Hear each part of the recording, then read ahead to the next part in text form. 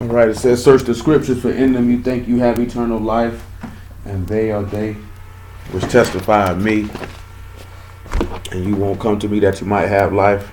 I receive not honor from men, but I know you that you have not the love of Elohim in you. So, Joel chapter 3.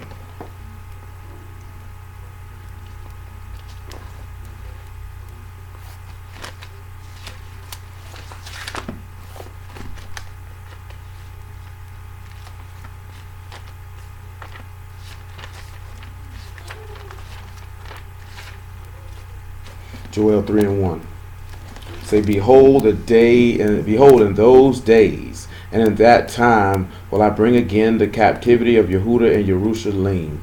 I will also gather all nations and bring them down into the valley of Yehoshaphat, and I will plead with them there for my people, for my heritage Yasharal, whom they scattered among the nations and parted my land.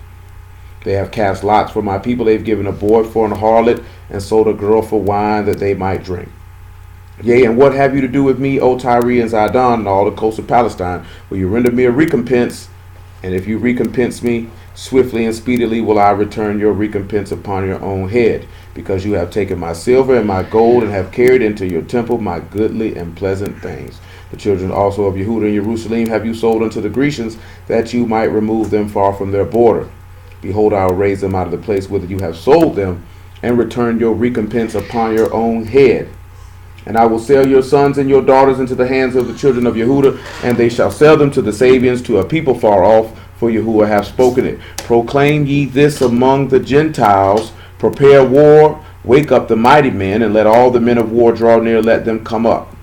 Beat your plowshares into swords, and your pruning hooks into spears. Let the weak say, I am strong.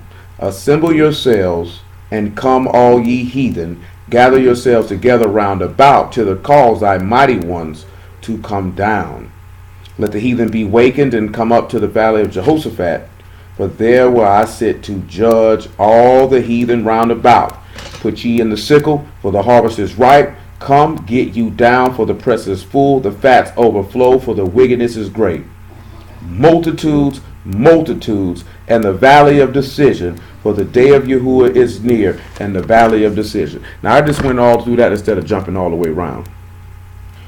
But we focusing on one particular thing, and that's that valley of decision. I don't know how many of y'all are familiar with the valley of decision, but we about to look at it right now, though. Does anybody know what that Jehoshaphat, what that name means?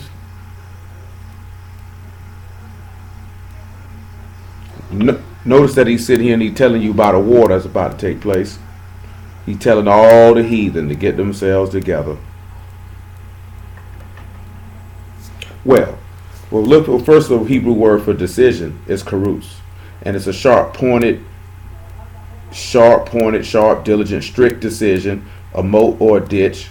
It's also a threshing instrument, having sharp teeth.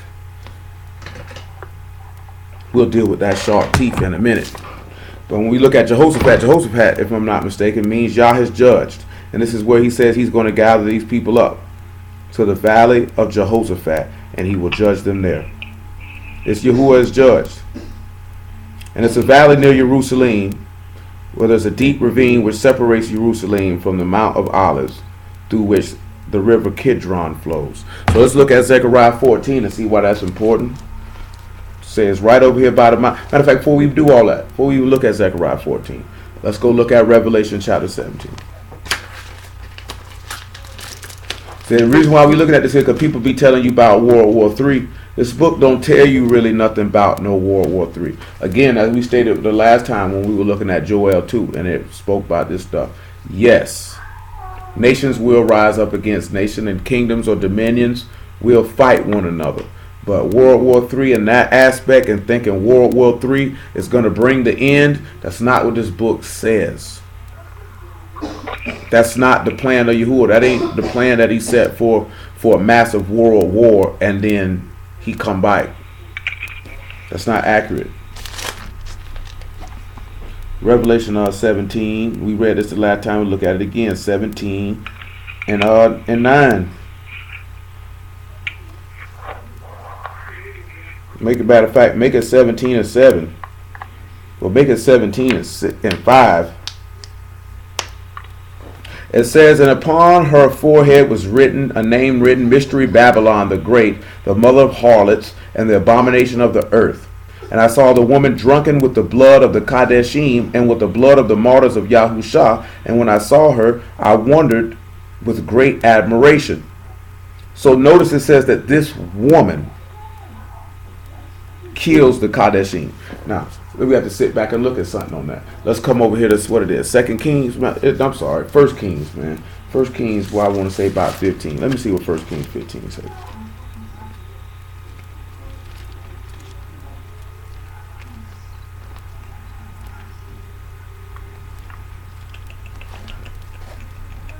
That ain't what I want.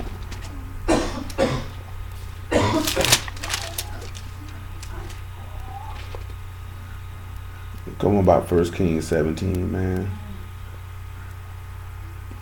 No, not 17.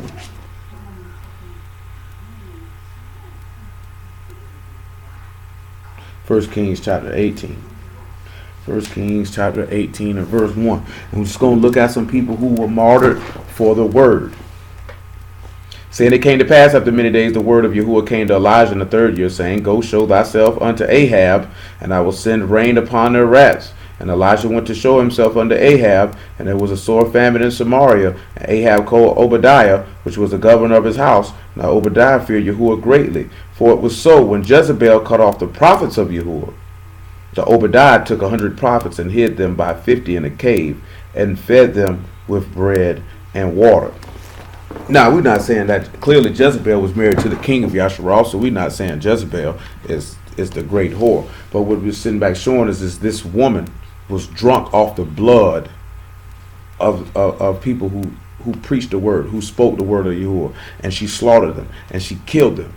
So you need to sit back and see a pattern of somebody in rule or in power, whether it be man or woman. In this instance, we just looked at this woman to show how people were killed for speaking the word. Because you have to understand something. If a World War III pops off and stuff pop off, right now brothers are trying to make it seem like when you get killed, you'll get killed because you're an Israelite. But that's not what's going to get you killed.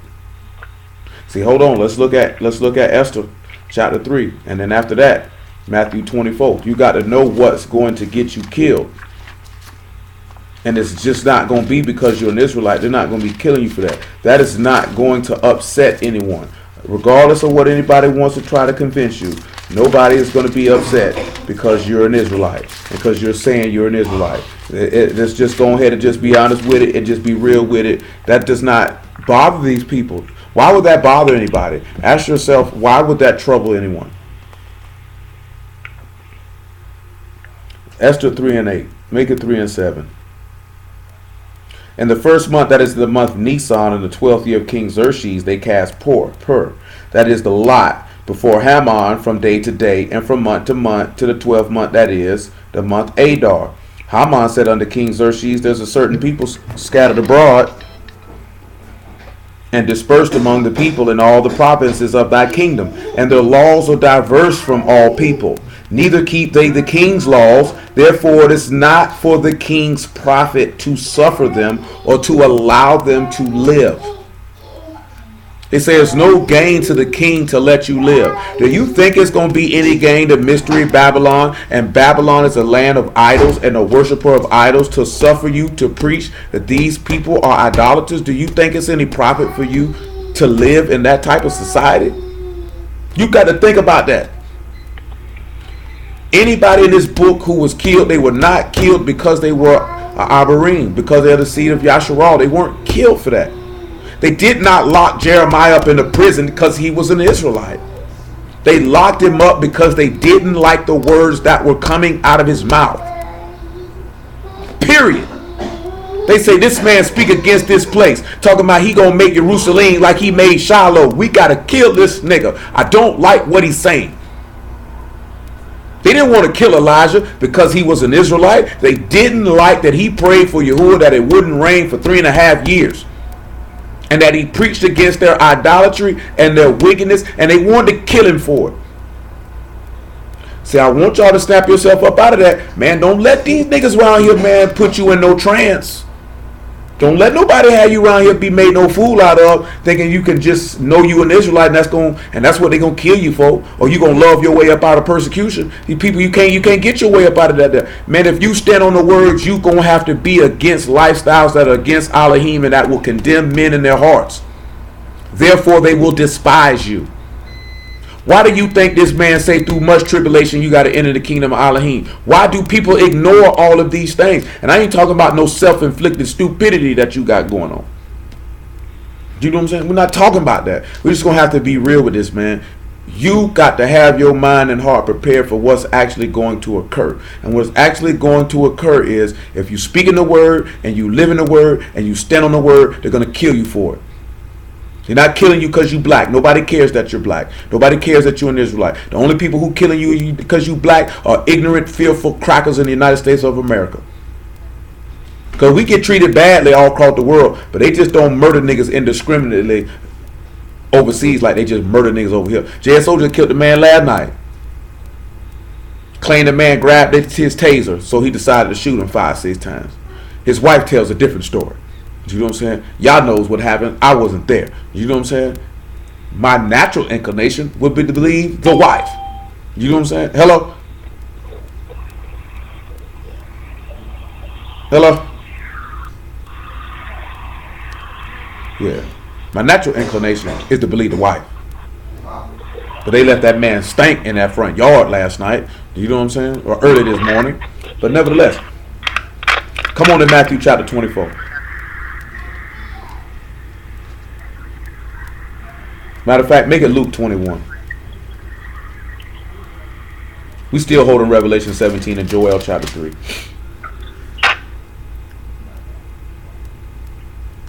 Luke chapter 21 and verse 10. Make it 9. Matter of fact, just make it 8. Well, 7, because we'll just read what they asked him the question. They asked him, saying, Master, when shall these things be? And what sign will there be when these things shall come to pass? And he said, Take heed that you be not deceived, for many shall come in my name, saying, I am Mashiach, and the time draw near. Go ye not therefore after them. Now I'm going to tell you something right here. This is going to be the biggest thing, how they going to get y'all. And you need to pay attention to this, right? We know Mashiach means anointed one. Somebody got to mute their phone because they got feedback. So, with that being said, you got a lot of people who don't believe in Yahushua who will tell you that there were many Mashiachs or anointed ones in the Old Testament and that anybody can be one. So you already got to have your mind and heart prepared for people are going to come and they're going to say that to get you to go after these men because they're going to try to convince you that there are many Mashiachs and not just one and that you waiting on somebody for no reason. Verse 9, but when you shall hear of wars and commotions, be not terrified, for these things must first come to pass, but the end is not by and by. So if you hear about a World War III and all this other stuff, you don't need to be scared. You don't need to be concerned. You don't need to be worried. You don't need to be studying. That's not what that man told you to watch for. You know how many dudes be watching all this stuff and posting all this stuff, talking about the end coming? That's in direct contradiction and confliction with what this man just said. We'll read it again. But when you shall hear of wars and commotions, be not terrified, for these things must first come to pass, but the end is not by and by. So he told you don't need to be scared. Hold on. So now let's hold this right here, right? Hold this, Luke 21, and come over here to 2 Timothy chapter 1, verse 7. He said you don't need to be scared. I'm just trying to hammer a point in before I get to my main point, which is the location and what's going to go down in that location. 2 Timothy 1 and 7, I said? Yeah, 2 Timothy 1 and 7. For Elohim have not given us the ruach of fear, but of power and of love and of a sound mind. Be not therefore ashamed of the testimony of our master, nor of me his prisoner, but be thou partakers of the afflictions of the Besorah according to the power of Elohim, who have saved us and called us with a Kadesh calling, not according to our own works, but according to his own purpose and favor, which was given us in Yahushua HaMashiach before the world began. So he's sitting there, now listen right here. This is for the elect. That's for the chosen. He just told you don't be terrified. You come back to Luke 21. Paul just told you he didn't give you that spirit of fear. He just gave you a spirit of power and of love and of a sound mind. A clear mind towards him and power with him, and that you should not be ashamed of the gospel of Yahuwah. You should not be scared to be a partaker of the sufferings of the word.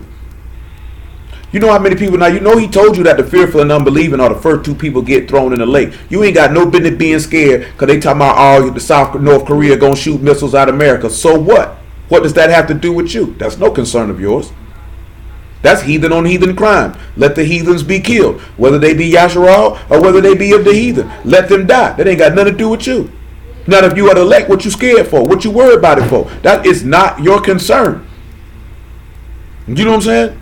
If we go by what this man just told us, that's not our concern. We don't even need to be scared about that. You don't even need to be worried about that. You don't even need to be giving too much thought about that. You just know, okay, this is coming, but the end's not yet. Drawing closer, but it's not yet. Let's look what he said in verse 10, though.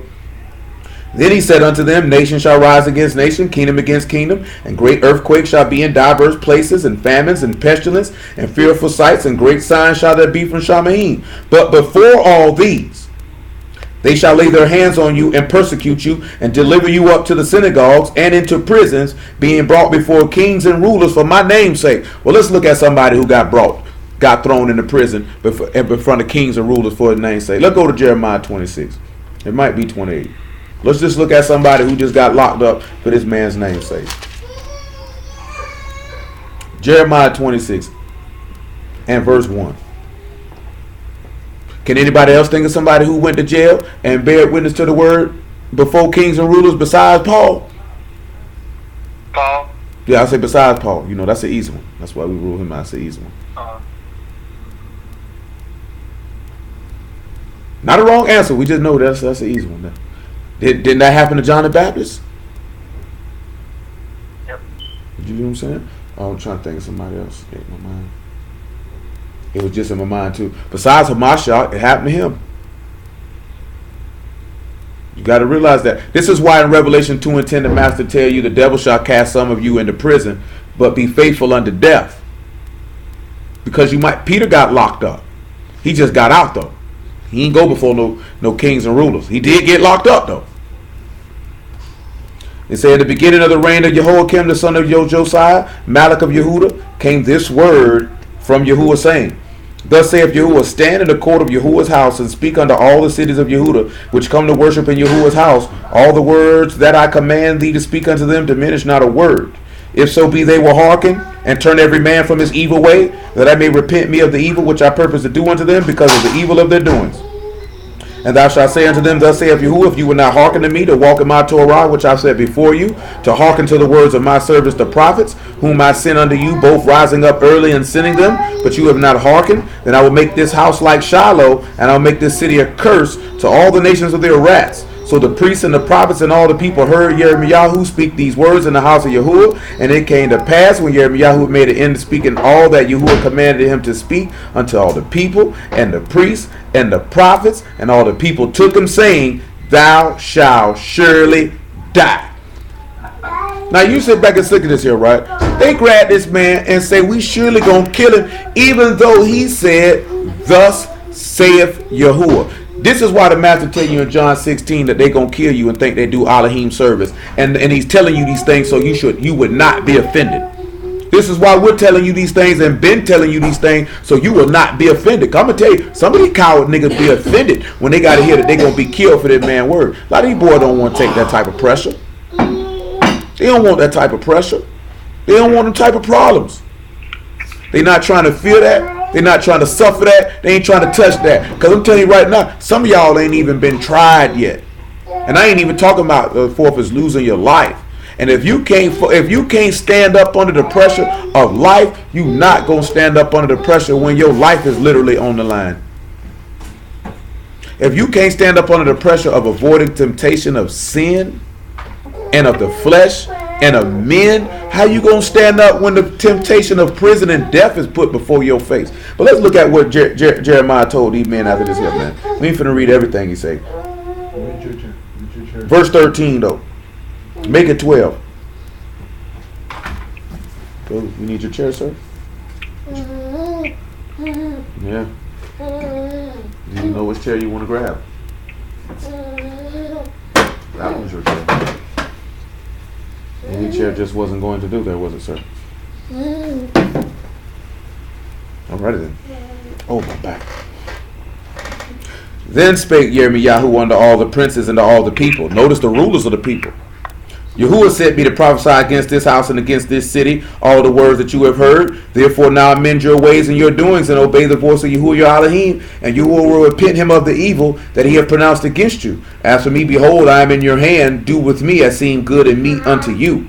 But know ye for certain that if you put me to death, you shall surely bring innocent blood upon yourselves, and upon this city, and upon the inhabitants thereof. For of a truth Yahuwah hath sent me unto you to speak all these words in your ears. You come back to Luke chapter 21. You know, when you sit back and look at it, Jeremiah sat back and told these people, you know what? Y'all sent me to do all this. And if you kill me for it, just know that you got innocent blood on your hand. And I say this to say for a reason. All these niggas who claim that they love the word and love the people in the word, that if these men were standing out there prophesying in those days and times, now they wouldn't like these men. They wouldn't like them. Not if they guilty. Not if they hearts ain't right. Not if they set on doing what they want to do. Man, I'm telling y'all, man, don't let people fool you, man. And be honest with y'all, man. The prophets very rarely had anything good to say. You know why they rarely had anything good to say? Because the people were very rarely doing anything good. You know what I'm saying? You have to think about that. I tell y'all this all the time, right? You see a rainbow in the sky and you be like, yeah, the sign of the covenant. And you forgetting that the sign of that covenant is for this man not to kill you. That's actually supposed to be a remembrance for you that I'm sparing your life right now. Because you have angered me to the point that I want to slay all of you. Do we not realize that? We look at it and say, yeah, a sign of a covenant. That's a sign of a covenant of his mercy that you are worthy of death and he's not killing you right now. Let's look at that and see that. Genesis chapter 9.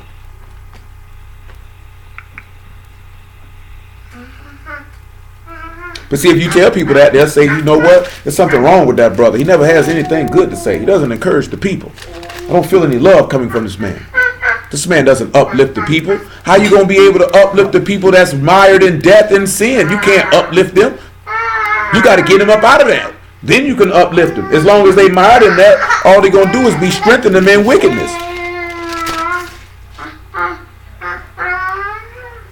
9 and 12. Genesis 9 and 12. That's what niggas, I'll be honest with you, right? Niggas see people doing stuff that ain't right, won't say nothing. Niggas be doing wrong. You want to tell them it's gonna be all right, brother. Y'all loves you. I'm here for you, brother. No, nigga, he don't love you and I ain't here for you, my nigga. You need to tighten up, bro. You know what I'm saying? But guess what? When you do that, that doesn't make people want to be your friend. That doesn't engender people to want to rock with you. Because that's not what they want to hear. You know what I'm saying? You think them people wanted to hear that he was going to destroy Shiloh? Destroy Jerusalem and make it like Shiloh? But he told the people if they amend their ways and their evil doings, that he wouldn't do it to them. But they didn't hear none of that. See, y'all didn't even catch that. He told them to repent. He told them what to do he gave a solution for the problem. They didn't want the solution. All they heard was the problem. All they heard was destruction for sin. They didn't hear what could get the destruction from sin removed. That's what wicked people do. Because nobody really realizes that in Jeremiah 26, he told them if they repented, he would spare them. He told them if they amended their ways and do right, I certainly will spare your life. He said, if you hearken unto my prophets who I send rising up early and sending them, I surely will spare your lives. But if you don't, I will surely kill all of y'all. And all they heard was, he gonna kill us. They didn't hear to repent. They didn't consider their sins. They didn't consider none of that. And it's no different now. A nigga will point the finger and say, you're mean, you're this, you're that. But you wicked though. And you know you wicked though. So you trying to find fault with the person who's bearing witness against you because you don't want to acknowledge that you wicked though. Hello? Hello? All right. Genesis 9 and 12. Elohim said, "This is the token of the covenant which I make between me and you and every living creature that is with you for perpetual generations. I do set my bow in the cloud, and it shall be a token of covenant between me and the earth. And it shall come to pass when I bring a cloud over the earth, and the bow shall be seen in the cloud, I will remember my covenant which is between me and you and every living creature of all flesh, and the water shall no more become a flood to destroy all flesh. And the bow shall be in the cloud, and I will look upon it, that I remember the everlasting covenant between Elohim and every living creature of all flesh that is upon the earth. And Elohim said unto Noah, this is a token of the covenant which I have established between me and all the flesh that is upon the earth." Come back to Luke 21. That's what you need to remember when you see that bow, man. That man is mad. When you see that bow, that means this man is mad. And he's remembering not to kill all of us.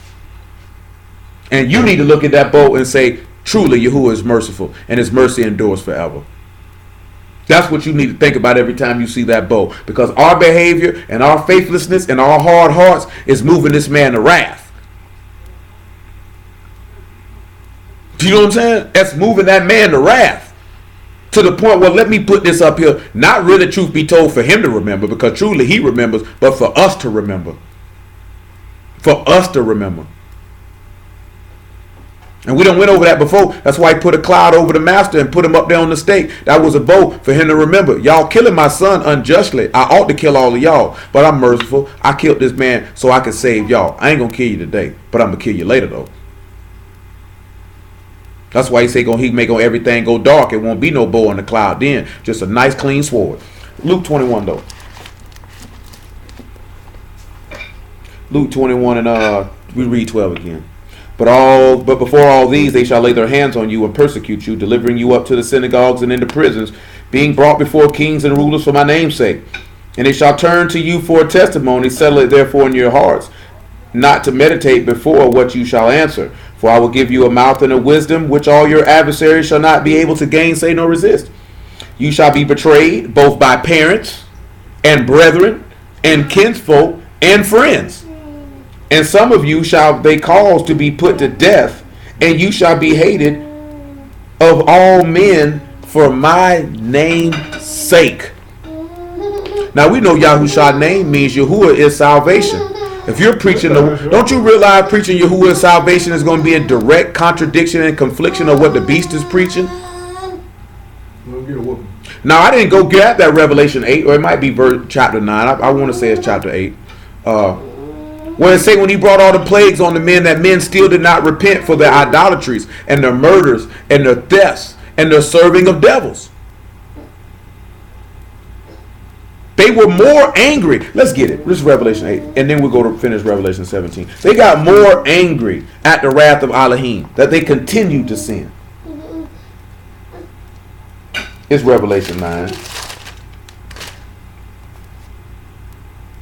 9 and 17. We pick it up there.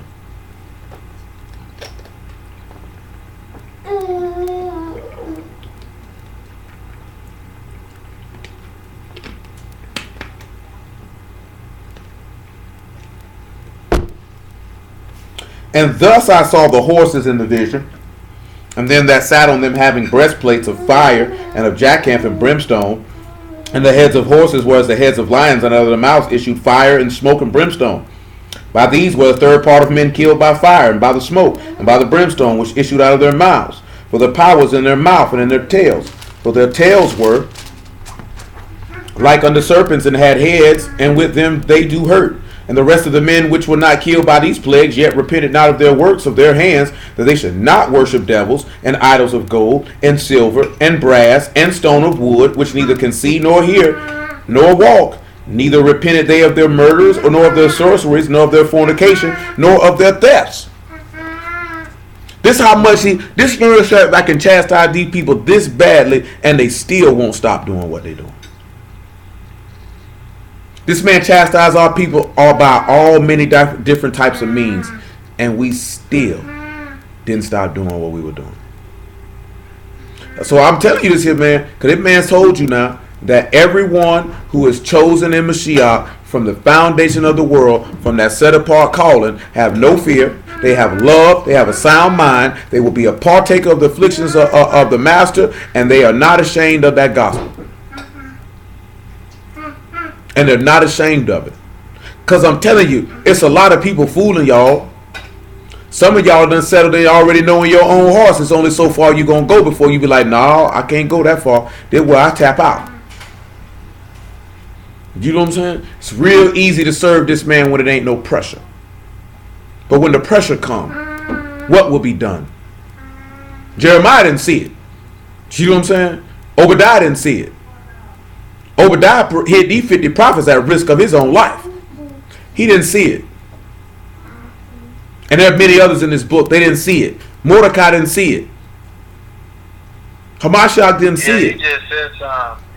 When everything all good, till the pressure come on. Till that pressure come. Till that pressure come. I'm talking about that real pressure, like going to jail. Yeah. That pressure. That real pressure. You know what I'm saying? Right now, y'all deal with a little pressure. Your people don't fool with you. They might talk. Yeah, not like that. Yeah. Yeah, they talk bad about you. Niggas got a gun to your head type. Yeah, you know what I'm saying? Let's read that Revelation 2 and 10 since we back here. This is why he told, and we'll read John 16 after this. Then I got to get to the main point. But we got to let y'all know that you don't need to have no fear. We just talked about this other day, man. You need to have joy for the suffering that's set before you, like the master had. He endured it with joy. He ain't see it. He took it as a happy thing. Most of us don't look at it that way because we're scared to die. Revelation 2 and 10. Fear none of those things which thou shalt suffer. Behold, the devil shall cast some of you into prison, that you may be tried. And you shall have tribulation 10 days, but be thou faithful unto death, and I will give thee a crown of life. You got to remember, they threw Micaiah in jail too. I forgot about him. Ahab threw him in jail for the word's sake. When he didn't tell Ahab what he wanted to hear, he say throw him in there and give him the bread of affliction and water. Because he spoke the words of Yahuwah, he said lock him up.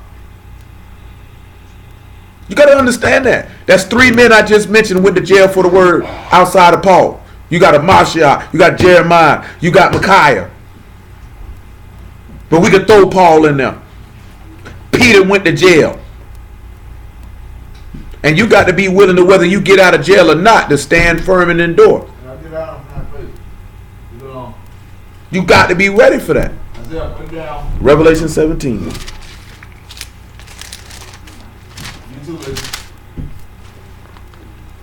Where we stopped at. That's why, and we were verse 6. That's why we were looking at this woman was drunk with the bloods of the Kadeshim. You know, the book of Psalms say that the death of his is precious. The death of his Kadeshim is precious in Yahuwah's eyesight. That's why he told you in Revelation 5 that he gave, or Revelation 6, my apologies, about verse 9. He said he gave him white robes and told him rest for a little season. To the rest of your brethren should be killed as you are. We read that last week in Daniel 7. He's going to overcome the Kadeshim. He's going to kill you. You got to be ready for that. You got to be prepared for that. Because he's going to be getting drunk off your blood. That's why the master coming back to get drunk off their blood. Verse 7. And the Malachim said unto me, wherefore did thou marvel? I will tell thee the mystery of the woman and of the beast that carry her, which have the 7 heads and 10 horns. The beast that thou saw was and is not, and shall ascend out of the bottomless pit and go into perdition. And they that dwell on their rats shall wonder whose names were not written in the book of life from the foundation of the world, when they behold the beast that was and is not. And yet that's why Paul called him the son of perdition, because he got to go. We pull the word up for perdition real fast.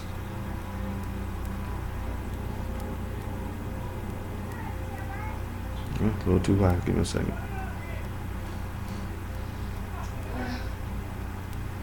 There we go.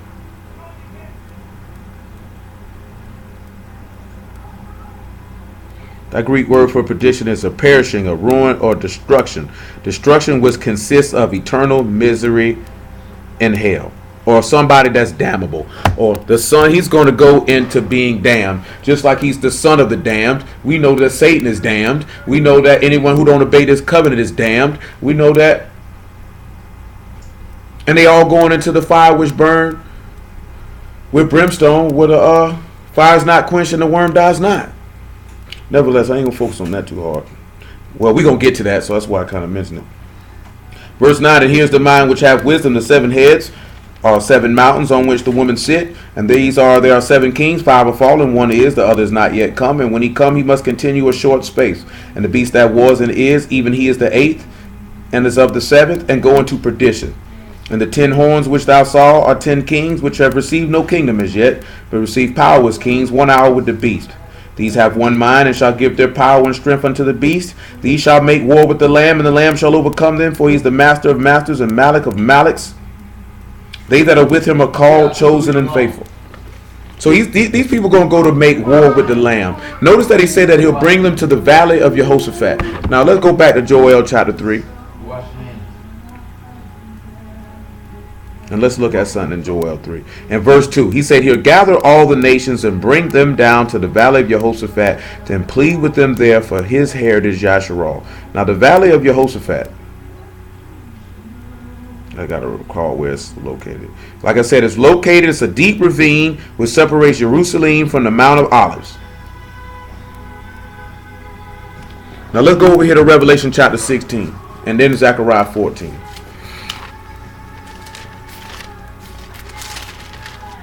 Revelation 16. What we want, man? About verse 15.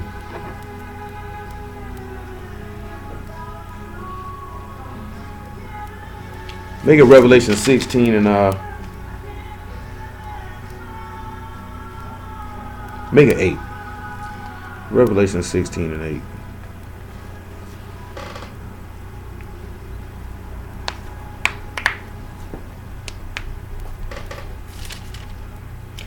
And the 4th Malachim poured out his vial upon the sun, and power was given unto him to scorch men with fire. The men were scorched with great heat, and blasphemed the name of Elohim, which had power over these plagues, and they repented not to give him esteem. The 5th Malachim poured out his vial upon the seat of the beast, and his kingdom was full of darkness, and they gnawed their tongues for pain. Same thing that happened in Mizraim. And blasphemed the Elohim of Shamahim because of their pains and their swords, and repented not of their deed. This is how wicked these people is now. The 6th Malachim poured out his vial upon the great river Euphrates, and the water thereof was dried up, that the way of the king of the east might be prepared. Notice that he said that the way of the kings of the east might be prepared. And I saw 3 unclean ruachs like frogs come out of the mouth of the beast, or the serpent, and out of the mouth of the beast, and out of the mouth of the false prophet.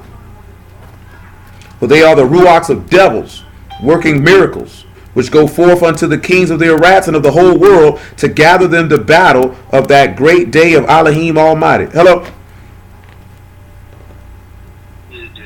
Yeah.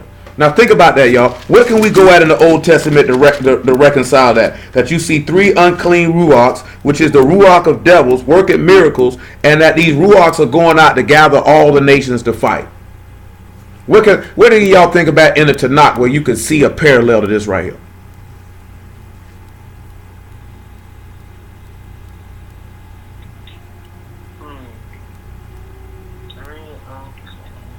Now don't focus on the 3 unclean ruach, but basically, if it's the ruach of devils, and we know what does John 8 and 44 say the devil is? Yeah. He's a liar, right? Liar from the beginning. Yeah. So you got a ruach of a liar or an accuser, and it's going out to the nations to gather. Because didn't we just read in Joel that he would gather all the nations to the valley of Yehoshaphat to fight?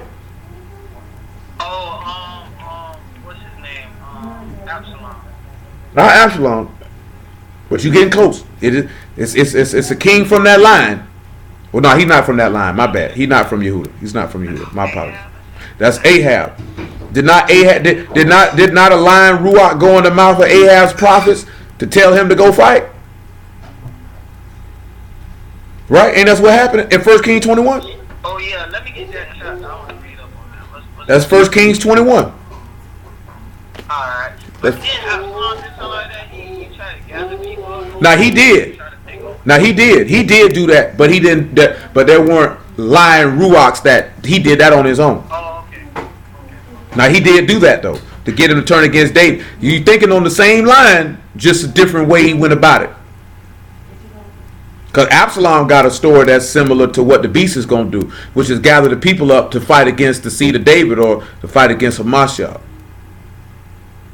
Now what we looking at with Ahab is that he put a lion ruach in the mouth of his prophets to persuade Ahab to go up and fight. And now he's going to put a lion ruach in the mouth of the beast and the mouth of the false prophet, which is coming from the serpent, to convince the nations to gather themselves up to the valley of Yehoshaphat, that they might be slaughtered on the great day of Elohim Almighty. I'm going to read that verse again. For they are the ruach of devils working miracles, which go forth unto the kings of the Arats and of the whole world, to gather them to the battle of that great day of Elohim Almighty. Behold, I come as a thief. Baruch is he that watch and keep his garments, lest he walk naked and they see his shame. And he gathered them together in a place in the Hebrew tongue called Armageddon. Now, that place in Hebrew, that word for Armageddon is Megiddo, which is a place of crowds. And it's a city that's from Mount Carmel to Nazareth. That's where it is. This is a place. This is an area in the land of Yehudah, just like the valley of Yehoshaphat is in Yehudah. And this is where he gathering all these people up to, so that he can plead for his heritage or fight for his people. Now let's look at something in where we want to take it to. Let's go ahead to I'm trying to think of which one I want.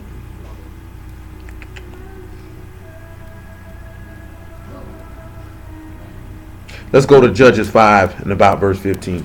And then we'll go to Zechariah 14.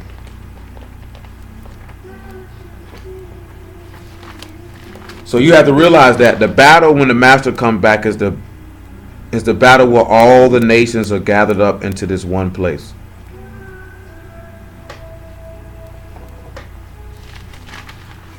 Not no World War III. We've got to remember, Armageddon is not a battle. Armageddon is a place where a battle will take place. Now you know it is the area that is called Megiddo. It's also mentioned in Zechariah 12 where they mourn for him that was pierced. And we'll look at that just so you can see that for yourself. Then you know the valley of Yehoshaphat is right near the Mount of Olives. You should know why that's important if you know about the Mount of Olives. Judges 5 and 15. We'll make it verse 14. Matter of fact, make it about verse 10. Praise the Lamb. We look at verse 10. Listen what it says, right? Speak ye that ride on white asses, ye that sit in judgment and walk by the way. Speak ye that ride on white asses. Let me ask y'all a question. What type of horse does it say the master come back on? A white horse? A white horse. This is Deborah prophesying now. You go look in Revelation 19, about verse 10 or verse 11, it say he come back on a white horse.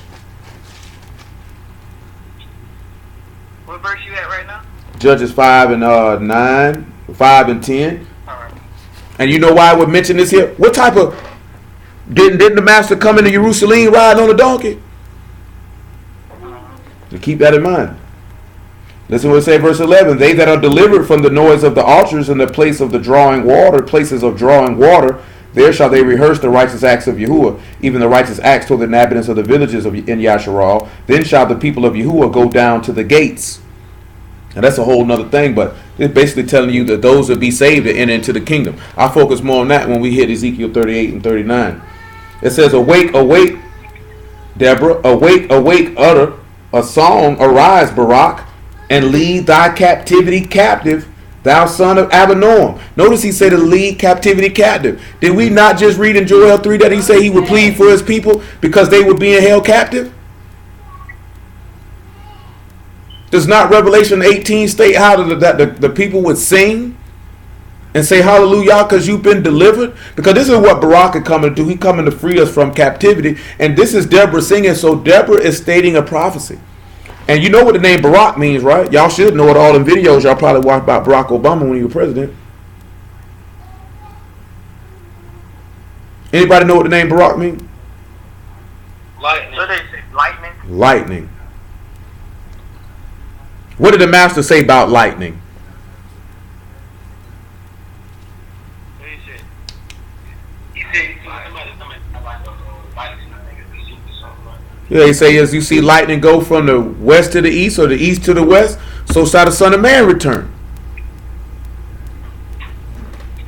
Listen what he said in verse 13. Then he made him that remained have dominion over the nobles among the people. Yahuwah made me have dominion over the mighty. You think they're talking about Deborah having dominion over the mighty? When it said in Revelation 17, he master of masters and Malak of Malaks, and that he'll be ruling over all of these people who he coming to kill. Go lay down. It's when it said, out of Ephraim was there a root of them against Amalek. After thee Benjamin among the people, thy people. Out of Machor came down governors. Out of Zebulun they that handled the pen of the writer. And the princes of Issachar were with Deborah, even Issachar and also Barak. He was sent unto the foot of the valley. He was sent unto the foot of the valley. For the divisions of Reuben there were great thoughts of heart. Why abode thou among the sheepfolds to hear the bleatings of the flocks? For the division of Reubens there were great searchings of heart. See, we'll come back and look at all this probably Friday. Gildad abode beyond Jordan. Why did Dan remain in ships? Asher continued on the seashore and abode in his breaches. Zebulun and Naphtali were a people that jeoparded their lives unto the death in high places of the field. I also want y'all to keep in mind that you notice how she is mentioning all the tribes, and you notice how she mentioned Dan, saying, why is Dan remaining in ships? Don't let nobody tell you that tribes were excluded, because this woman is prophesying about your return and your redemption. This is what she's prophesying about. Notice that Dan is mentioned. You just keep that in mind, because y'all willing we come back to this at the end of the week. The kings came and fought. Listen what it said. The kings came and fought. Then fought the kings of Canaan and Tanakh by the waters of Megiddo. They took no gain of money. They fought from Shamahim. The stars in their courses fought against Sisera.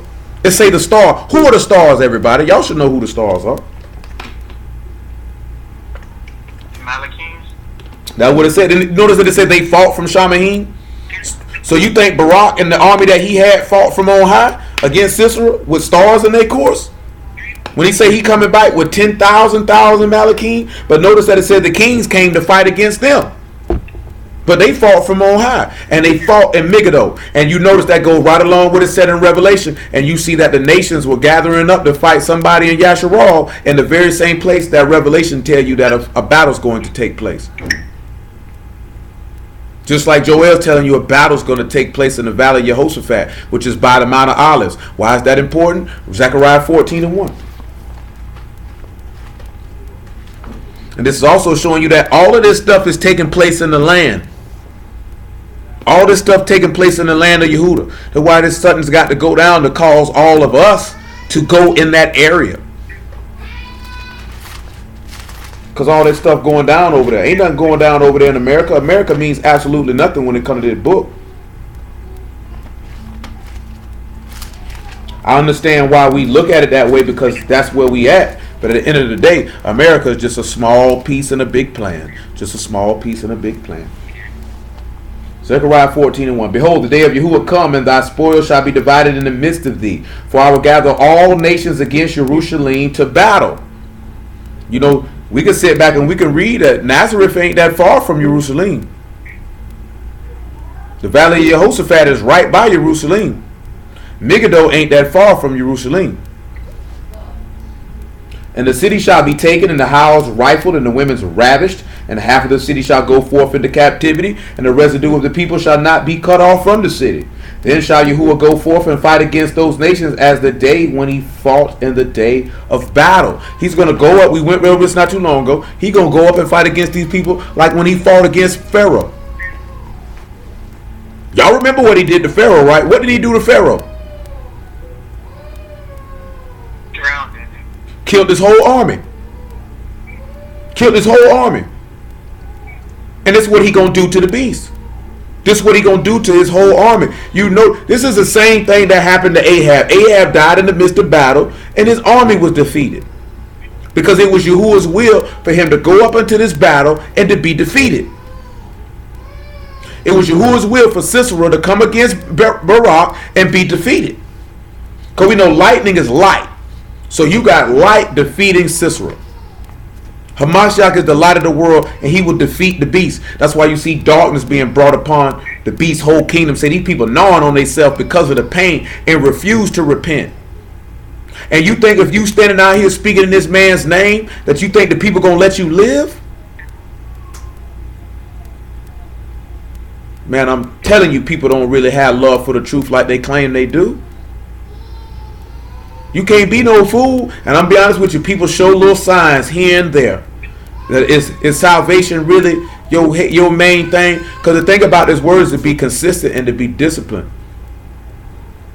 Consistency ain't nothing but you doing the same thing over and over and over again, day in and day out, day in and day out, where it becomes second nature. Any of y'all play the sport, y'all know that. They taught you to shoot your jumper with the same form day in and day out. When you're tired, when you're fresh, all of that. That if your form was perfect, it wouldn't even matter because it'll go down like clockwork. No different when you lift in weights. That form perfect every time, it's going to go down like clockwork. Even when you're tired, you won't break it because you've consistently done it over and over and over and over. No different than a quarterback with his mechanics, a wide receiver with his route running, a boxer when he's throwing punches. Because when you're tired and you're weary, because you trained for that and you did that, you were going to be able to execute when you were under stress and under pressure and clutch time and crunch time, and you would come out victorious because you were consistent in your application and disciplined in your behavior. We just had a dude tell us the other day, which I done shared it numerous times, that discipline is about doing what you need to do when you don't want to do it. A lot of y'all probably don't have that discipline. You do what you want to do even when you know you shouldn't do it. And what you need to do, you cast that to the side.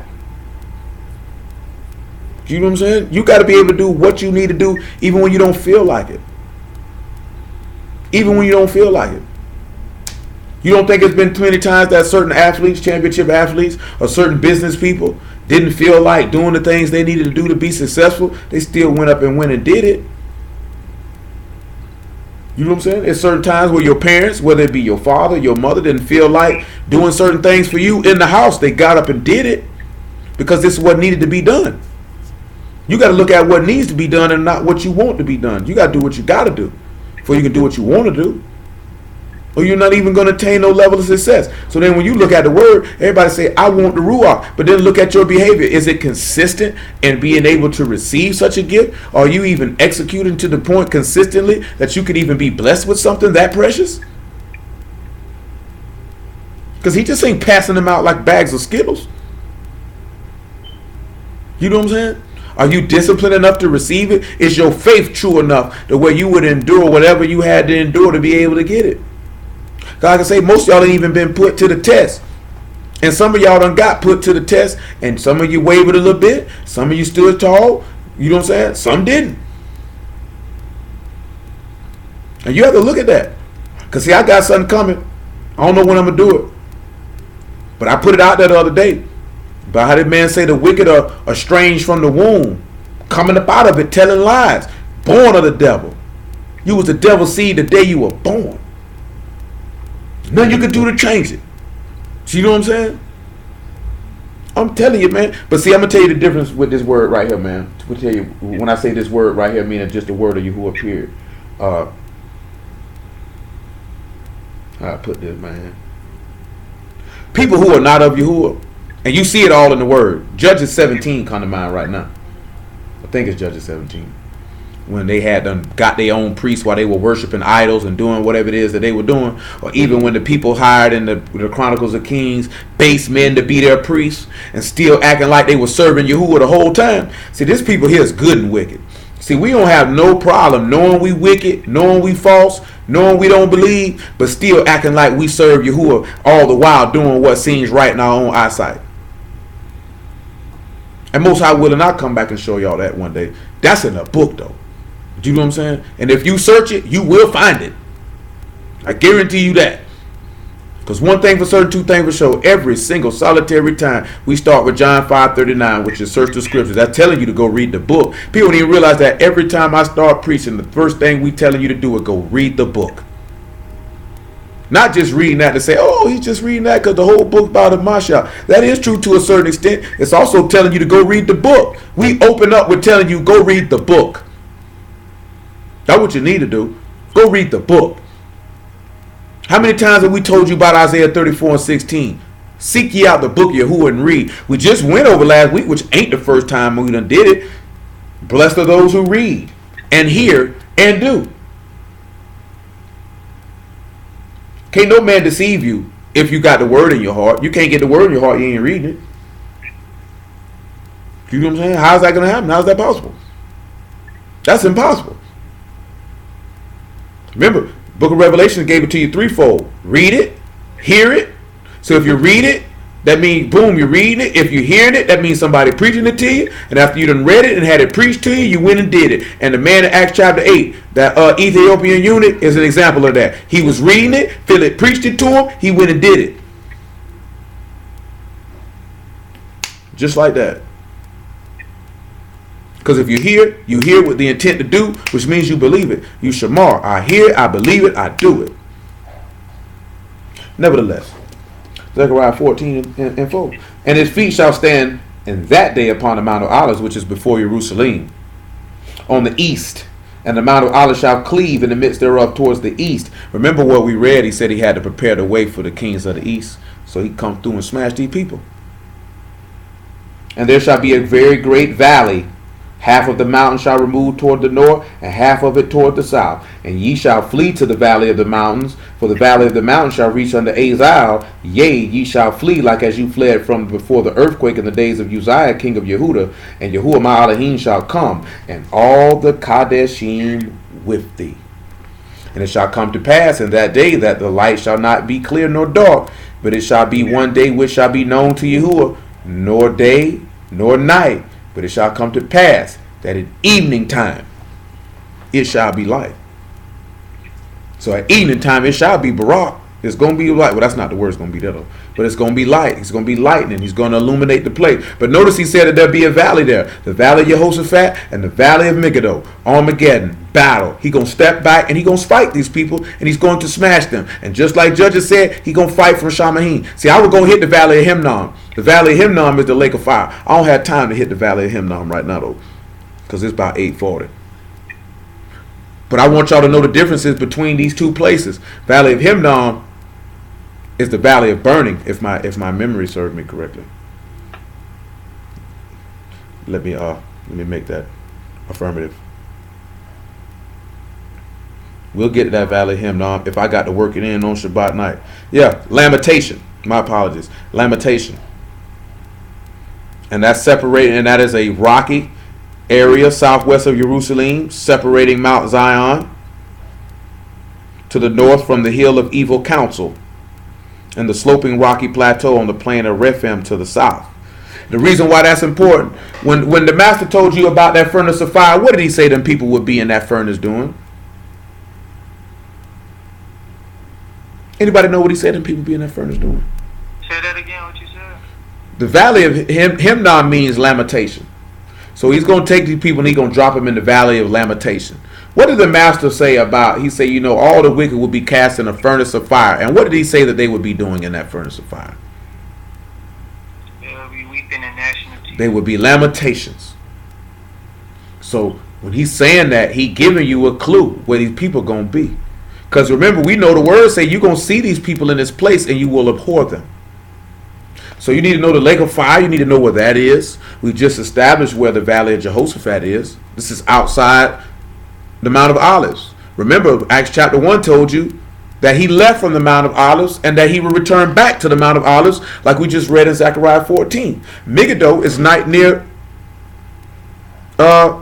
Nazareth, but it's still in the land of Yehudah and in that same vicinity. Because when he gathered them up to Megiddo, he gathered them there up to fight this man. When he returned, he going to guide them all the way into the valley of Yehoshaphat and the valley of decision, and he will judge the nations there. And he will render them their recompense. Come on back to Joel chapter 3. Didn't he judge all? You got to sit back and peep how he doing it. When they passed through the Red Sea, didn't he, for all intents and purposes, make the Red Sea a valley, a passageway, a walkway, and he allowed all the armies of Pharaoh to come through that valley, and he judged them there. He ain't doing nothing different than what he did in the law. He's just doing it in a different fashion. He ain't doing nothing different though. He gonna bring all these people to one spot, and he gonna judge them right there.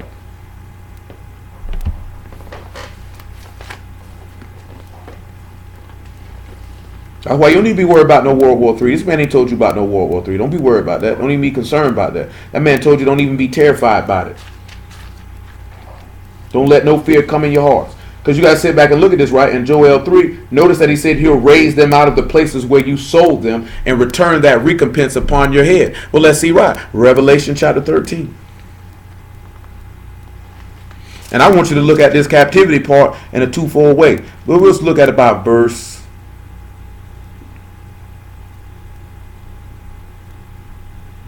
5. Because we know he that commits sin is the servant of sin, and he that serves sin is in captivity. You are in bondage. There was given unto him a mouth speaking great things and blasphemies, and power was given him to continue 42 months. And he opened his mouth in blasphemy against Elohim, to blaspheme his name and his tabernacle, and them that dwell in Shamahim. It was given unto him to make war with the Kadeshim and to overcome them. Power was given him over all kindreds and tongues and nations, and all that dwell upon the earth shall worship him, whose names are not written in the book of life of the Lamb, slain from the foundation of the world. If any man have an ear, let him hear. He that lead into captivity shall go into captivity. He that kill with the sword must be killed with the sword. Here is the patience and the faith of the Kadeshim. Well, do you not realize that the beast would be leading all us into captivity? Not into captivity in the sense of where we in captivity here in America, but we will be in bondage physically and spiritually even then. Y'all got to go back and read Revelation 12. This man say he was wroth with the woman and went to make war with the remnant of her seed. And he's seeking to slay us with guillotines and swords himself. So the master's coming back to slay them with the sword of his mouth. Because let me hit this verse 13 right in Joel 3, where he said, 12, where he said, let the heathen be wakened and come there, and he'll judge them. He told them to get all their weapons and prepare for war. But then he said, put you in the sickle, for the harvest is ripe, for their wickedness is great. So when we look at Revelation 18 and 1, and then we'll come over here to Revelation 14, we'll get to understand something. You know, I was talking about this the other day. You know, people, when you were young, you know what people used to tell you? Don't read Revelation. That book's scary. People never really wanted you to read that. People was always nervous about people reading that because it made them, people got scared of it because they didn't understand it. But it was also talking about the things of the end, the things that people didn't want to deal with, things that people didn't want to talk about.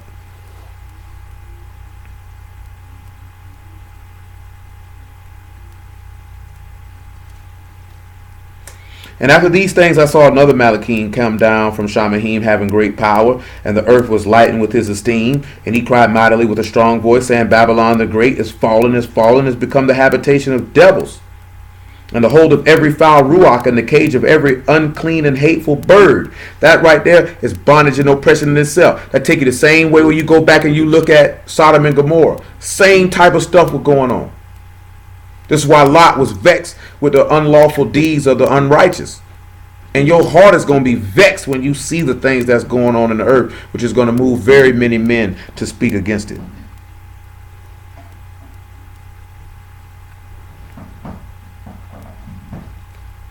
For all nations have drunk the wine of the wrath of her fornication, and the kings of the rats have committed fornication with her, and the merchants of the earth are waxed rich through the abundance of her delicacies. And I heard another voice from Shamahim saying, Come out of her, my people, that you be not partakers of her sins, and that you should receive not of her plagues, for her sins have reached unto Shamahim, and Elohim have remembered her iniquities.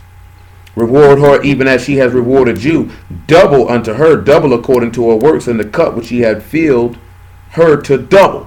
No, we already read that she's drunk off the blood of the Kadeshim. She just sipping that cup, drinking all your blood. When you could turn around and look at that is she's bringing damnation on herself by drinking the cup of the master unworthily, not discerning his body, bringing utter destruction and damnation to himself.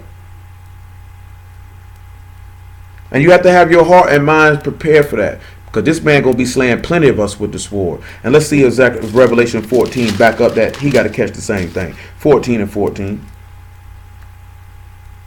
But we'll start at about verse 9. Yeah, we're going to get ready to cut him off. But you got to be ready. You got to be ready.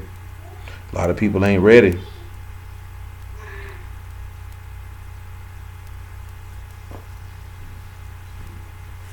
Well, verse 9, Revelation 14 with 14 and 8. Verse 7, saying with a loud voice, fear Elohim and give esteem to him. For the hour of his judgment is come, and worship him that made Shamahim and the rats and the sea and the fountains of waters.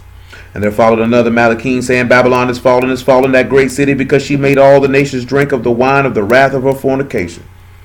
The third Malachim followed them, saying with a loud voice, if any man worship the beast in his image and receive his mark in his forehead or in his hand, the same shall drink of the wine of the wrath of Elohim, which is poured out without mixture into the cup of his indignation. He shall be tormented with fire and brimstone in the presence of the Kadesh Malachim and in the presence of the Lamb. Now, how are you going to be able to sit back and be tormented with this in their presence if you don't know what its actual place and location is for the Kadeshim or the Lamb to actually even see you being tormented in it? And the smoke of their torment ascend up forever and ever. And they have no rest day or night who worship the beast in his image, and whosoever receive the mark of his name.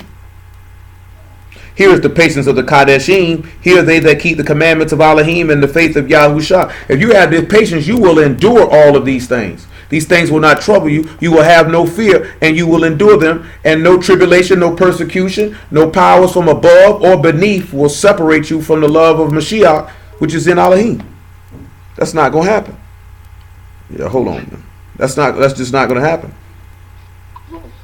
And I heard a voice from Shamahim saying unto me, write, Baruch are the dead which die in Yahuwah. From henceforth, yea, saith the Ruach, that they may rest from their labors and their works do follow them. Because your labor is not in vain. That work is going to follow you. It followed the Mashiach, didn't it? And behold, and look, and behold a white cloud, and upon the cloud one like unto the Son of Man, having on his head a golden crown and in his hand a sharp sickle. Remember, he came fighting for Shamahim, all the stars in his course. And another Malachim came out of the temple crying with a loud voice, to him that sat on the cloud, thrust in thy sickle and reap, for the time is come for thee to reap, for the harvest of the earth is ripe. He that sat on the cloud thrust in the sickle on the earth, and the earth was reaped. And another Malachim came out of the temple which is in Shamahim, he also having a sharp sickle. And another Malachim came out from the altar, which had power over the fire, and cried with a loud cry to him that had the sharp sickle, saying, thrust in thy sharp sickle, and gather the clusters of the vine of the rats, for her grapes are fully ripe. And the Malachim thrust in his sickle into their rats, and gathered the vine of their rats, and cast it into the great winepress of the wrath of Elohim. And the winepress was trodden without the city, and blood came out of the winepress, even unto the horse's bridle, by the space of 1,600 furlongs. You know, Psalm 58:11 tell you that the righteous would wash their feet in the blood of the wicked, that they might know that there's a reward for being righteous. You notice that it says that this man's garments will be dripped in blood, whether it's Genesis 49, whether it's Revelation 19, or whether it's Isaiah 63. And why is that the case? Because the valley of Armageddon, or the valley of Megiddo, or the valley of Yehoshaphat is that wine press. Well, he would tread that wine press and smash these grapes and stain his garments with this blood. This is why you need to know where these areas are at, so you know exactly what's going to happen at his return, so there's no fear in your heart. You shouldn't be fearing no World War III. You shouldn't be fearing no North Korea. You shouldn't be fearing Iran. You shouldn't be fearing Russia. You shouldn't be fearing Syria, because all of this stuff is irrelevant. That's just the stuff that's supposed to go down before it really go down. Because through these little so-called battles that get a lot of people in an uproar and a little scared, this is what's going to allow this man to come in, and through craft and policy allow him to prosper, when his whole plan is to destroy the Kadesh people, the people that stand for the word of Yahuwah, the people who live the word of Yahuwah. That's why he said this is the patience of the Kadeshim, who have the faith in Elohim and the faith of the commandments of Elohim and the faith of Yahushua. That's who they coming for. See, these quote-unquote niggas who don't believe in Mashiach, they're not coming for them, because you ain't no threat. You're going to go along with the beast because you're going to be deceived. Because you're going to think he the one. You're going to say, this is the one. He fits the prophecies. See, that JC character, that Yahushua, that Yahusha, whatever they call it, see, he didn't fit. This brother fit. And this is why they'll start doing what he said in John 16, putting you out of the synagogue and killing you, because they're going to take the level that you call yourself standing for Hamashiach, where they say you blaspheming or idolater. They're going to take it to the next level, and they're going to take your life. Or they're going to turn you over to the people who going to take your life, like they did in the book of Judges with Samson, taking him to the Philistines. Y'all need to get him. He troubles us. See, I'm going to tell you something. I'm going to tell you before we depart up out of here. I'm going to tell you the backdoor tactic that the niggas who don't believe in Mashiach do. See, this is what they do. When you don't want to fool with them no more because they don't believe in Mashiach, they say you cutting off your brother. You don't want to fool with your brother. But when it get real, they going to be the ones to kill you, though. So you got to feed them niggas with a long handled spoon, and you got to watch them. Can't trust them. Because they going to hate you. And know that they hated Mashiach first. That's why they hate you. But hallelujah for Yahushua, because we got to stop him right here, though. Y'all understood all that, though? Did that make sense?